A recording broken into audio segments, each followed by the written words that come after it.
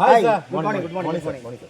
Jinesh sir, ഒരുപക്ഷെ അദ്ദേഹത്തിന്റെ താങ്കളുടെ അധ്യക്ഷതയിൽ വെസ്റ്റീജ് മാനേജ്മെന്റ് കേരള എടുത്ത ഏറ്റവും വലിയൊരു ഇനിഷ്യേറ്റീവാണ് ഈ 2 ദിവസമായിട്ട് നമ്മുടെ സഫാരി ഹിൽ വൈത്തിരിയിൽ നടക്കുന്ന ഈ ബൂട്ട് ക്യാമ്പ്. അതിന്റെ ഒരു ദിവസം കഴിഞ്ഞ് രണ്ടാമത്തെ ദിവസം നടന്നുകൊണ്ടിരിക്കുന്നു.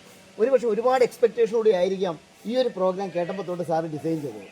മാത്രമല്ല എക്സിക്യൂട്ട് ചെയ്ത സമയത്ത് വളരെ ലിമിറ്റഡ് നമ്പർ ആളുകളെ മാത്രമേ പാർട്ടിസിപ്പേറ്റ് ചെയ്യാൻ പറ്റൂ എന്നുള്ളത് സാറിന് ഒരു ചലഞ്ചുമായിരുന്നു. അപ്പം ആളുകൾ മണിക്കൂറുകൾക്കുള്ളിൽ തന്നെ നമ്പർ കംപ്ലീറ്റ് വളരെ എക്സൈറ്റഡ് ആണ്. വിത്തിൻ എന്താ പറയുക 4 days കൊണ്ട് നമ്മൾ ഉദ്ദേശിച്ച ടിക്കറ്റിനൊക്കെ ഏകദേശം 40 numbers ആഡ് ചെയ്തിട്ട് പിന്നെ 140 നമ്മൾ അതായത് 100 പറഞ്ഞിടത്ത് 140. ഓ വെരി ഗുഡ്.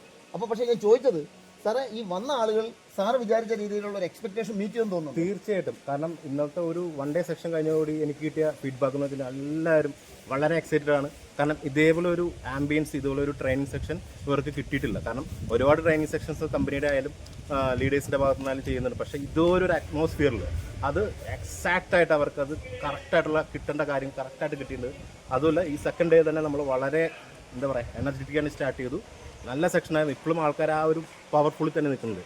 സാറേ ഒരു ചോദ്യം കൂടെ. സാറേ, ഈ 150 പേരെ കൊണ്ട് മാത്രമായിട്ട് വെസ്റ്റേജ് മാനേജ്മെന്റ് കേരളയിൽ വലിയൊരു എക്സ്പ്ലോഷൻ ഒന്നും ഉണ്ടാക്കാൻ പറ്റില്ലായിരിക്കാം. അപ്പോൾ ചോദ്യം, ഇതുപോലത്തെ പ്രോഗ്രാമുകൾ ഇനിയും സാർ റിപ്പീറ്റ് ചെയ്യാനുള്ള പിന്നെ തീർച്ചയായിട്ടും. കാരണം അതേപോലുള്ള ഫീഡ്ബാക്ക്സ് നമുക്ക് കിട്ടിയിരിക്കുന്നത്. കാരണം ഈ ഒരു 140 numbers നിന്ന് നമുക്ക് കേരളത്തിൻ്റെ മാർക്കറ്റിൻ്റെ ഒരു 50% നമുക്ക് അപ്ലിഫ്റ്റ് ചെയ്യാൻ പറ്റിയുള്ള ഒരു എനർജറ്റിക് പവർ അവർക്ക് നമുക്ക് ഉണ്ടാക്കി കൊടുക്കാൻ പറ്റിയിട്ടുണ്ട്. അത് ഉറപ്പാണ്. ഇനി ഇതുപോലുള്ള ബൂട്ട് ക്യാമ്പ് നമ്മൾ തീർച്ചയായിട്ടും ഉണ്ടാവും.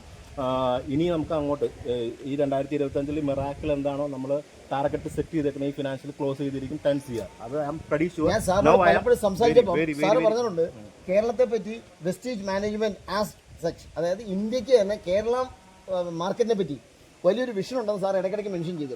ഒരു പക്ഷേ ആ ലെവലിലേക്ക് ഹൈക്ക് ആവാൻ അല്ലെങ്കിൽ ആ ലെവലിലേക്ക് നമ്മുടെ പ്രകടനം കാഴ്ചവെക്കാൻ ഇതുപോലത്തെ ബൂട്ട് ക്യാമ്പുകൾ ഉപകരിക്കും എന്നുള്ളത് തീർച്ചയായിട്ടും. ഇതിലിപ്പോ വരാത്തവർക്കുള്ളൊരു ശരിക്കും മിസ്സായിട്ടുണ്ട്. പക്ഷെ അവരെ നമ്മൾ ഒരിക്കൽ കൂടി വിത്തിൻ 3 months തന്നെ നമ്മൾ എഗെയിൻ ഈ ഒരു പ്രോഗ്രാം സ്റ്റാർട്ട് ചെയ്യാൻ വേണ്ടിയിട്ടുള്ള പ്ലാൻ ഉണ്ട്. അത് ലീഡേഴ്സിന്റെ എല്ലാവരും സപ്പോർട്ടോടുകൂടി നമ്മൾ അതും ഒരു വൻ വിജയമാക്കും. എന്തായാലും 2025 ക്ലോസ് ചെയ്യുമ്പോൾ നമ്മൾ 10 CR എന്നുള്ള ഒരു സംഭവം നമ്മൾ തീർച്ചയായിട്ടും. ഇവിടെ ആർക്കെങ്കിലും മിസ്സായെങ്കിൽ ഒരുപക്ഷെ നിങ്ങളുടെ പേഴ്സണൽ ചലഞ്ച് കൊണ്ടാവാം, അല്ലെങ്കിൽ വന്നു ചേർന്ന് എന്തെങ്കിലും മാറ്റിവെക്കാൻ പറ്റാത്തൊരു കമ്മിറ്റ്മെൻ്റ് ആയിരിക്കും. എനിവേ, പക്ഷെ ഒറ്റ ഒരു കാര്യം, വെസ്റ്റേജ് മാനേജ്മെൻ്റ് എടുത്ത തീരുമാനവും ആ ഒരു കോപ്പറേറ്റീവ് വർക്കും നമ്മൾ കാണിച്ചു തന്നിരിക്കുന്ന റിസൾട്ട് അമേസിംഗ് ആണ്. അതാണ് അടുത്ത ഹാളിൽ നടന്നുകൊണ്ടിരിക്കുന്നത്. തീർച്ചയായിട്ടും വൈത്തിരി സഫാരി ഹിൽസിൽ നിന്നും പുറത്തിറങ്ങുന്ന 140 പേര് ഈ കേരള മാർക്കറ്റിൽ തരംഗങ്ങൾ സൃഷ്ടിക്കുന്നുള്ളത് സുനിശ്ചിതമാണ്. അതിൻ്റെ കൂടെ ചേരാൻ നിങ്ങളും ഉണ്ടാവണം. തീർച്ചയായിട്ടും മാനേജ്മെൻറ്റ് ഒരു കമ്മിറ്റ്മെൻറ്റ് പറഞ്ഞു, ഇതൊരിക്കലും അവസാനിക്കുന്നില്ല. This is not the first and last. Of course, this is the first one, but not the last one.